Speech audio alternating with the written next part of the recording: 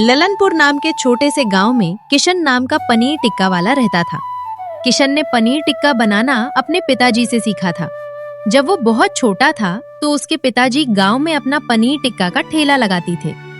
लेकिन जब उसके पिताजी का मृत्यु हो गया तो उसके पिताजी की जगह पर वो गांव में अपना पनीर टिक्का का ठेला लगाने लगा। वाह भैया, जैसे पनीर टिक्का आपके पिताजी बनाते थे, आप भी बिल्कुल वैसे ही पनीर टिक्का बनाते हो। स्वाद में जरा सा भी हेरफेर नहीं है। हम लोगों के घरों में हम चाहे कितनी भी कोशिश कर ले, लेकिन इतने स्वादिष्ट पनीर टिक्का कभी भी नहीं बना पाते।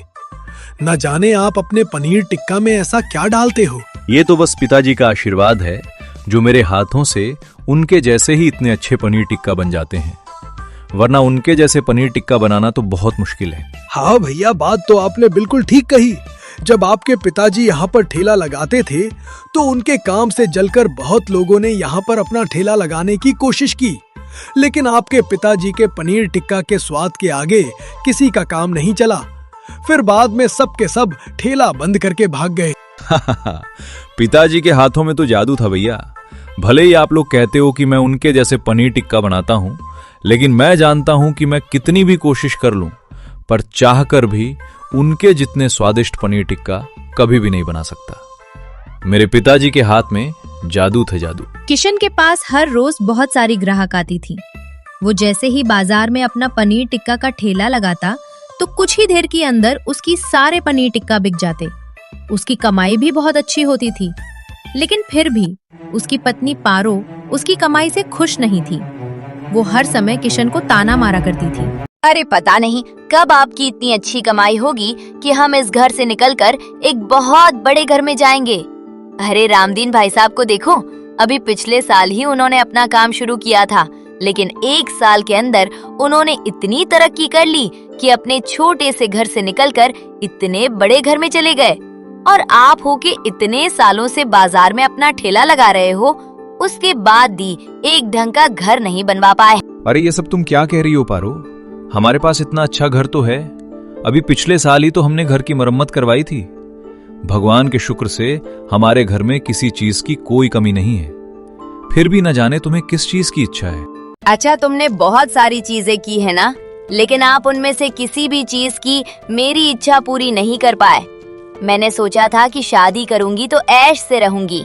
मैंने सोचा था घर में एसी होगी और मेरे सामने काम करने के लिए नौकर होंगी, महल जैसा घर होगा। लेकिन आपसे शादी करके तो मेरी जिंदगी खुद नौकरानी जैसी हो गई है। अपने पिता के घर में थी तो मुझे बिल्कुल राजकुमारी बनाकर रखती थी वो, लेकिन आपने तो मुझे राजकुमारी तो छोड़ो, आपने तो मुझे नौकरानी बना के रख दिया है। पता नहीं पारो, मैं चाहे जितनी भी कोशिश कर लूं, लेकिन तुम कभी खुश हो ही नहीं सकती।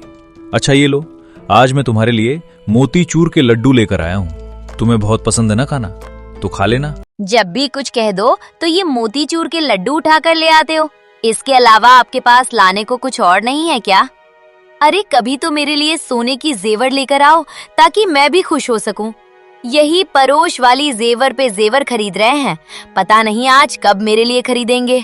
अच्छा ठीक है, जब मेरे पास अच्छे खासे पैसे जुड़ आएंगे तो मैं तुम्हारे लिए सोने के जेवर भी लाऊंगा। लेकिन अभी तुम मेरे लिए खाना बना दो, मुझे बहुत तेज भूख लगी है। पारो दोनों के लिए खाना बनाकर तैयार करती है।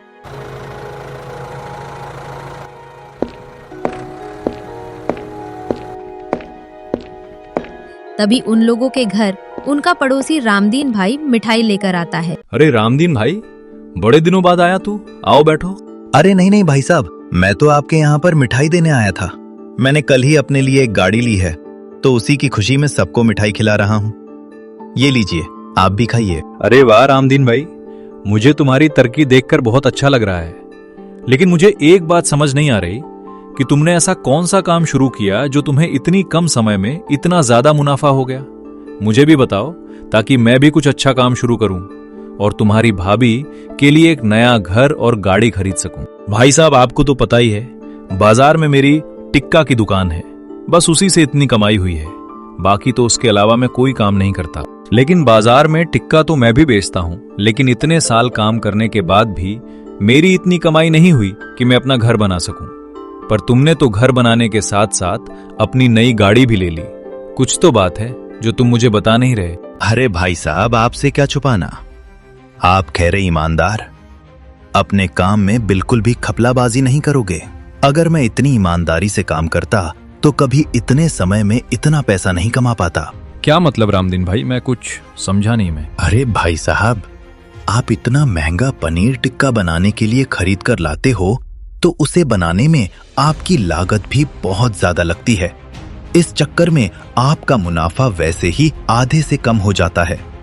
पुराने बाजार में एक पनीर की दुकान है जो बस सस्ते में पनीर देता है और पनीर को तलने के लिए आप बटर का इस्तेमाल करते हो जो बहुत महंगा आता है। इससे अच्छा सस्ते वाला तेल इस्तेमाल करो तो आपकी लागत और कम हो जाएगी। अभी आप 6 महीने में जितना मुनाफा कमा रहे हो ना, उतना मुनाफा तो आप 20 दिन में कमा लोगे। लेकिन रामदीन, अगर मैं पनीर टिक्का बनाने के लिए ऐसे सामान का इस्तेमाल करूंगा तो ग्राहक की तबीयत तो खराब हो जाएगी और मैं ऐसा बिल्कुल भी नहीं चाहता। मेरे दुकान से ग्राहक पनीर टिक्का खाए और उसका तबीयत खराब हो जाए, ये कभी नहीं हो सकता। अरे ऐसा कुछ भी नहीं है यार। अरे मैं भी तो इतने समय से ऐसे सामान का इस्तेमाल कर रहा हूं। आज तक मेरे यहां से टिक्का खाने से कोई ग्राहक बीमार नहीं पड़ा।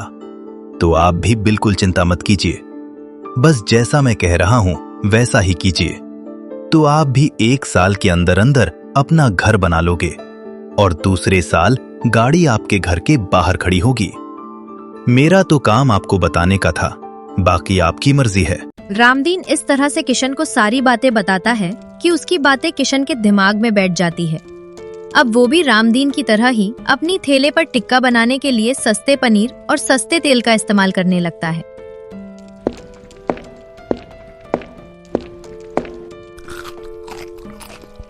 भैया, पहले आपके पनीर टिक्का में जैसा स्वाद आता था, अब आपके टिक्का में बिल्कुल स्वाद नहीं आता।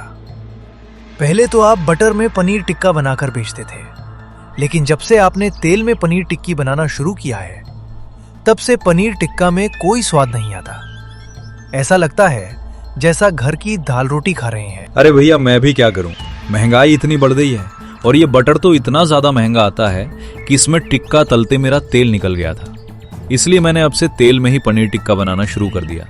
अगर मैं अभी भी बटर में पनीर टिक्का बनाता तो मुझे टिक्का का दाम 4 गुना करना पड़ता और ग्राहक इतना दाम सुन के मेरे ठेले पे भी नहीं आते। अरे ना भैया, अभी जितने दाम पर टिक्का मिल रहा है उतना ही ठीक है, वरना अगर टिक्का का दाम इतना बढ़ गया तो हम लोग तो इसे खरीद नहीं पाएंगे और हम लोगों को दाल चावल से ही काम चलाना होगा। किशन 2 महीनों तक पनीर टिक्का बनाने के लिए सस्ते पनीर और तेल का इस्तेमाल करता है। महीने के आखिर में जब अपने महीने की कमाई वो देखता है तो खुद भी हैरान रह जाता है। मुझे तो यकीन ही नहीं हो रहा पारो कि 2 महीने के अंदर अंदर मैंने इतना मुनाफा कमा लिया। सच कहते हैं कि ज्यादा ईमानदारी से भी काम नहीं करना चाहिए, वरना अपना ही नुकसान करके बैठ जाओगे।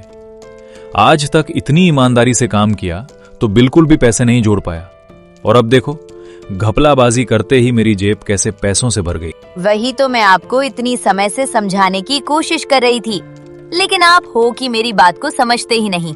पर कोई बात नहीं, देर से ही सही, लेकिन आपको ये बात तो समझ आ गई कि ईमानदारी में कुछ नहीं रखा है, थोड़ी घपलाबाजी करना भी जरूरी है। कुछ महीने तक किशन का काम इसी तरह चलता रहता है, लेकिन कुछ समय बाद उसके मन में पैसों का और लालच जाग जाता है। एक दिन जब वो पनीर और तेल खरीदने जाता है तो दुकान वाले के पास जाकर कहता है, भैया आपके पास अगर इससे भी सस्ता कोई पनीर या तेल हो तो वो मुझे दे दो, अपना मुनाफा और ज्यादा बढ़ाना है। अरे भैया, तुम तो पहले ही पनीर टिक्का बनाने के लिए इतना सस्ते पनीर और तेल इस्तेमाल करते हो और उससे भी सस्ता मांग रहे हो। इतना ज्यादा भी लालच मत करो, कहीं तुम्हें अपने लालच का अच्छा खासा जख्म न भुगतना हो। अरे कुछ नहीं होगा भैया, जो होगा मैं संभाल लूंगा। तुम बस मुझे सबसे सस्ते वाला पनीर और सबसे सस्ते वाला तेल दे दो। दुकान वाला किशन को बहुत समझाता है, लेकिन एक बार भी वो उसकी बात नहीं सुनता। तो दुकान वाला आखिर में उसे सबसे घटिया किस्म का तेल और पनीर दे देता है, जो बिल्कुल सस्ता था। किशन अब सामान लेकर पनीर टिक्का के ठेले पर पनीर बनाना शुरू कर देता है। अरे भैया, ये कैसे पनीर टिक्का बनाया तुमने? इसे खाकर तो ऐसा लग रहा है कि जैसे तुमने सरे हुए पनीर से टिक्का बना दिए हैं। और इस तेल से भी बड़ी गंदी बदबू आ रही है। क्या ऐसा तो कुछ भी नहीं है? मैंने खुद अभी पनीर टिक्का खाकर देखा है। मुझे तो सब कुछ बिल्कुल ठीक लग रहा है। तुम्हें ठीक लग रहा है? ये कैसे हो सकता है? लेकिन मुझे तो ये बिल्कुल भी अच्छा नहीं लग रहा। आज के बाद मैं कभी भी तुम्हारे ठेले से पनीर टिक्का कभी नहीं खाऊंगा। अगर इसे खरीद कर खाया तो मैं तो बीमार ही पड़ जाऊंगा।